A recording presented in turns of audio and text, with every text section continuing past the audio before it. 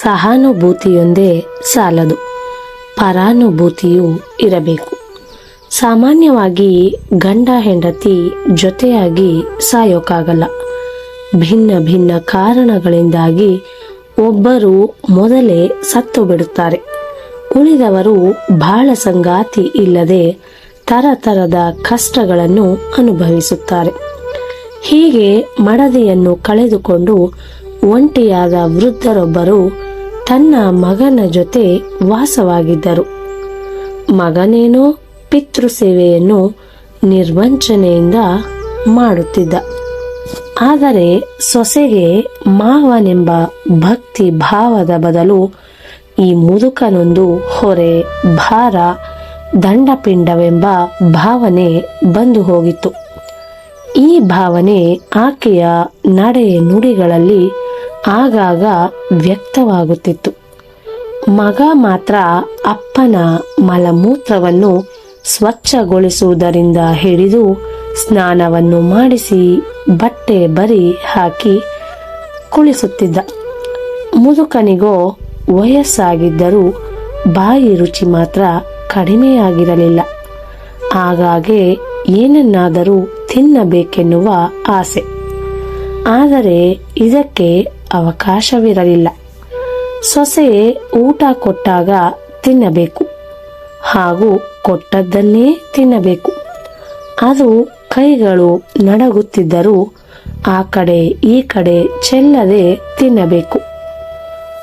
ಆದರೂ ಊಟ ಮೈಮೇಲಿನ ಬಟ್ಟೆಯ ಮೇಲೆ ಬಿದ್ದು ಹೋಗುತ್ತಿತ್ತು. ಆಗ ಸೊಸೆಯ ಬಾಯಿಯಿಂದ ಸಹಸ್ರನಾಮವನ್ನೇ ಕೇಳಬೇಕಾಗುತ್ತಿತ್ತು. ಒಮ್ಮೆ ಇವರ ಹತ್ತಿರದ ಸಂಬಂಧಿಕರ ಮನೆಯ ಕಾರ್ಯಕ್ರಮಕ್ಕೆ ಆಮಂತ್ರಣವೊಂದು ಬಂತು. ಮುದುಕನಿಗೋ ಅಲ್ಲಿಗೆ ಹೋಗಬೇಕು, ಚೆನ್ನಾಗಿ ಉಣ್ಣಬೇಕು, ಎಲ್ಲರನ್ನೂ ಮಾತನಾಡಿಸಬೇಕೆನ್ನುವ ಆಸೆ. ಅಂತೆಯೇ ಹೋಗಲು ರೆಡಿಯಾಗಿ ಕೂತಿದ್ದರು. ಸೊಸೆ ಇವರನ್ನು ಅಲ್ಲಿಗೆ ಕರಕೊಂಡು ಹೋಗೋದು ಬೇಡ, ಅಲ್ಲಿ ಇವರನ್ನು ನೋಡಿಕೊಳ್ಳೋದೇ ತಮಗೊಂದು ಕೆಲಸವಾಗಿ ಬಿಡುತ್ತದೆ. ಸರಿಯಾಗಿ ಊಟ ಮಾಡೋಕ್ಕೂ ಬರಲ್ಲ, ಮೈಯೆಲ್ಲ ಗಲೀಜು ಮಾಡಿಕೊಳ್ಳುತ್ತಾರೆ ಎಂದು ಪರಿಪರಿಯಾಗಿ ಹೇಳಿದರೂ ಒಪ್ಪದ ಗಂಡ ತನ್ನ ಅಪ್ಪನನ್ನು ಕರಕೊಂಡೇ ಹೋದ. ಮದುವೆ ಮನೆಯಲ್ಲಿ ಎಲ್ಲರಿಗೂ ಪರಿಚಯ ಮಾಡಿಸಿ ಊಟದ ಮನೆಗೂ ಕರ್ಕೊಂಡು ಹೋದ. ಅಲ್ಲಿ ಎಂದಿನಂತೆ ನಡಗುವ ಕೈಗಳಿಂದ ಊಟ ಮಾಡಲು ಸಾಧ್ಯವಾಗದೆ ಈ ಮುದುಕ ಆಹಾರವನ್ನು ಎಲ್ಲ ಕಡೆ ಚೆಲ್ಲಿಕೊಂಡ. ಪುಟ್ಟ ಬಟ್ಟೆಯನ್ನು ಗಲೀಜು ಮಾಡಿಕೊಂಡ. ಪಕ್ಕದಲ್ಲಿ ಕುಳಿತವರೆಲ್ಲ ಇವನನ್ನು ಅಸಹ್ಯದಿಂದ ನೋಡಲಾರಂಭಿಸಿದರು. ಇಷ್ಟಾದರೂ ಗಡಿಬಿಡಿ ಮಾಡಿಕೊಳ್ಳದ ಮಗ ಶಾಂತ ಚಿತ್ತದಿಂದ ಅಪ್ಪನಿಗೆ ತಿನ್ನಿಸಿ ಅವರನ್ನು ಕರೆದುಕೊಂಡು ಹೋಗಿ ಅವರ ಬಟ್ಟೆಯನ್ನು ಸ್ವಚ್ಛಗೊಳಿಸಿ ಹೊರಗೆ ಕರೆತಂದ. ಇದನ್ನು ಗಮನಿಸಿದ ವೃದ್ಧರೊಬ್ಬರು ಇವನನ್ನು ಕೇಳಿದರು, ಇಲ್ಲಿ ಏನಾದರೂ ಬಿಟ್ಟು ಹೋಗಿದ್ದೀಯಾ?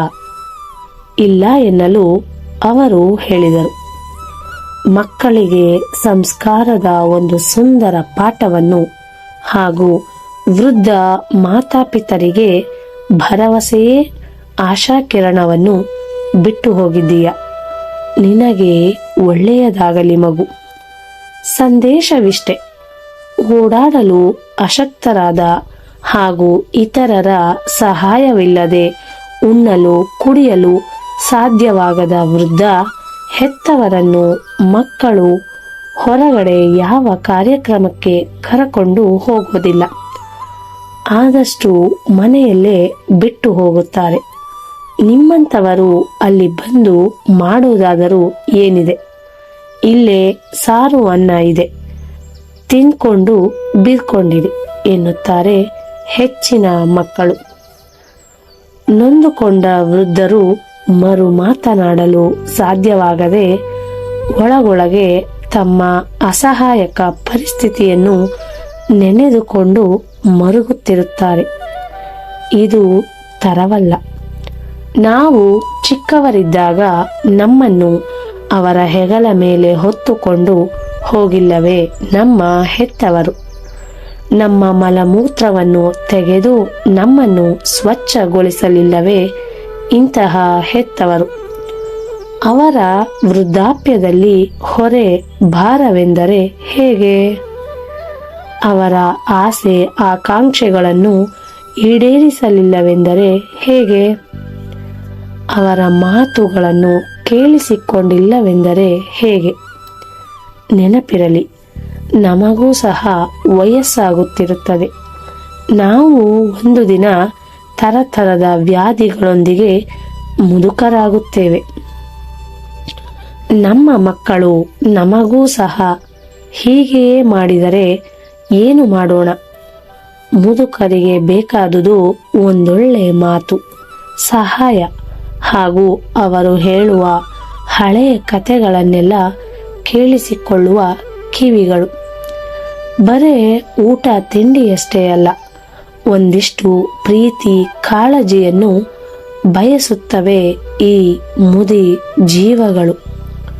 ಇಷ್ಟನ್ನಾದರೂ ಕೊಡಲು ನಮಗೇನು ಕಷ್ಟ, ನಮಗೇನು ನಷ್ಟ? ನೀವೇ ಹೇಳಿ. ಧನ್ಯವಾದಗಳು.